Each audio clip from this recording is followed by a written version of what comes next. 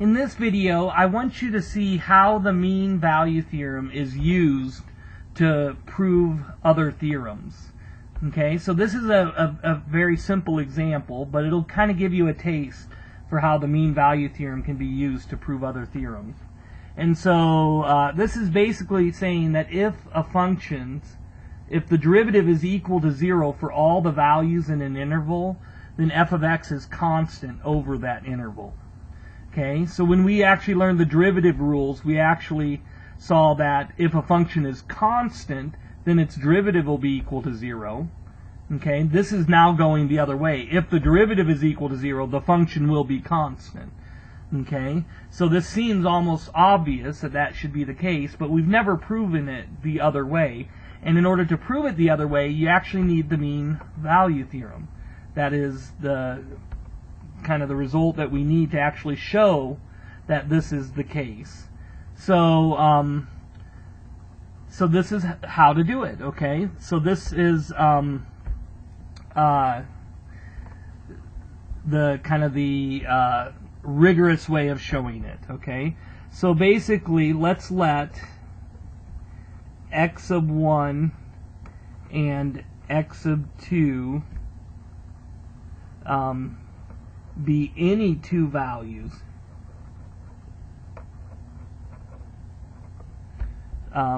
in AB,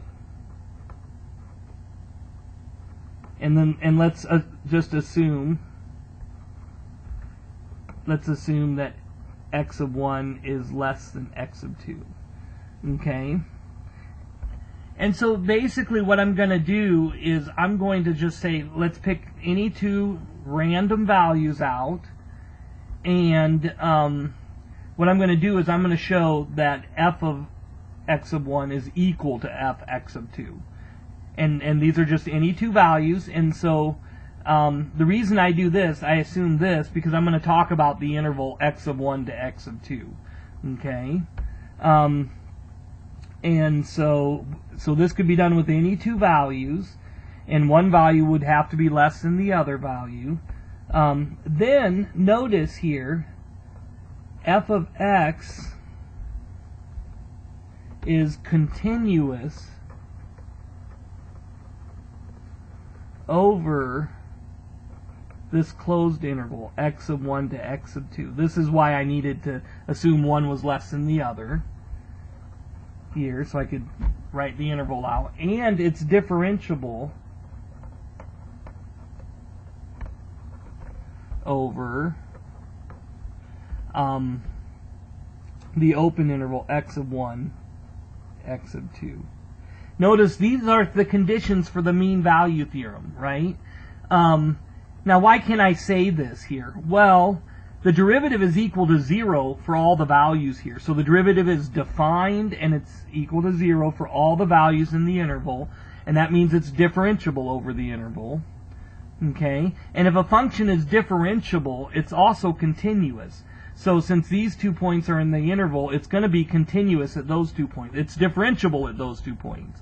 Okay? So of course it's going to be continuous at those 2 points. Okay, so this is just stating it so that you recognize, aha, I have the conditions met for the mean value theorem. Okay, so what this means here is that there exists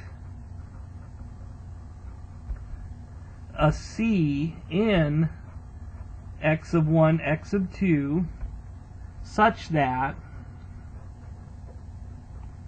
the following exists. Okay, f of x of 2 minus f of x of 1 over x of 2 minus x of 1 is equal to f prime of C.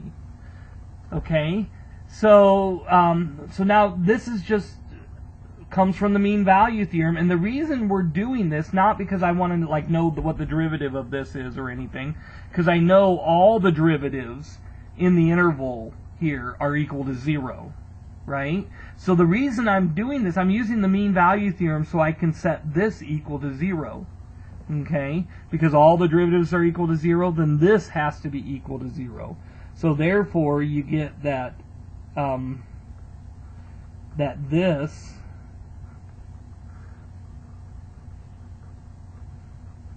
is equal to 0. And so what that would mean is that this, because I can multiply both sides by the denominator, this is equal to 0. And so then I can move the f of x to the other side, and what you see here is that I get f of x of 2 is equal to fx of 1. So what I've done is I've shown that the function is equal at both of those points. So since these were just any two random points in the interval, okay, then, and that shows that those 2 points are equal. So it means that it doesn't matter what 2 points. Pick out any 2 points, you can show that they're equal using the mean value theorem. So it means the function is constant over the interval.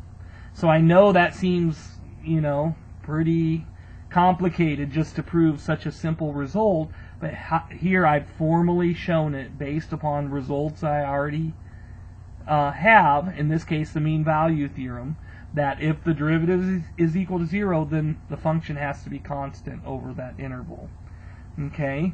Now you can also add a corollary here, and a corollary is just a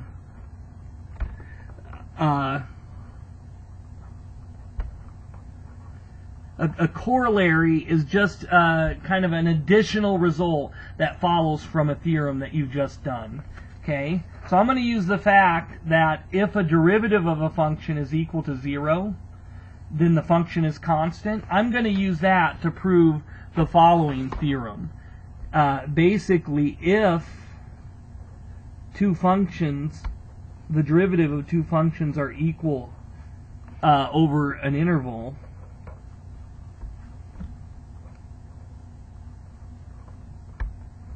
then there exists a constant, and we'll call it capital C here, such that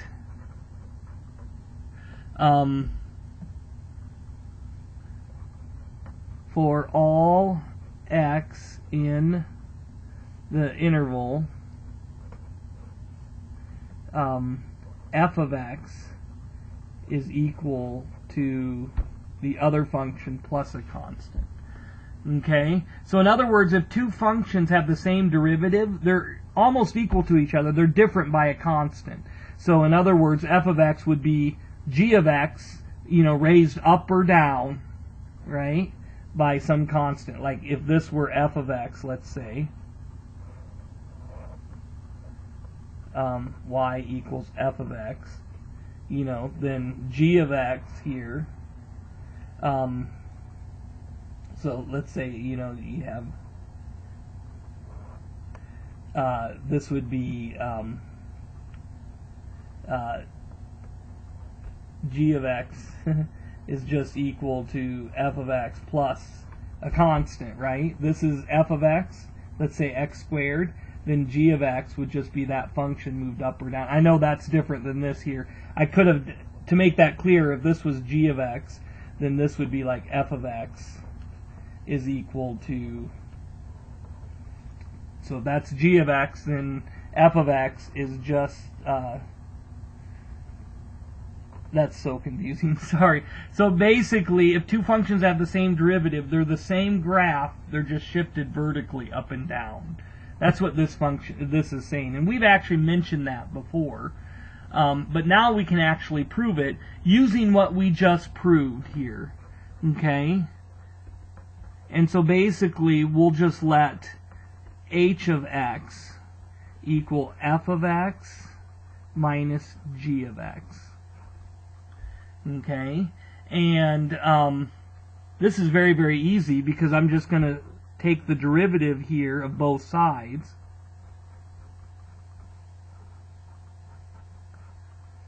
Right? But since these are equal over the interval AB, since these are equal to one another, when we subtract them, we're going to get 0. Right? Since f prime of x is equal to g prime of x, we get that h prime of x is just equal to 0.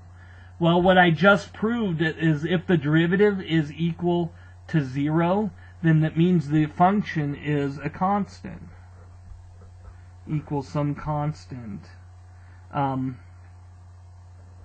We'll say for some constant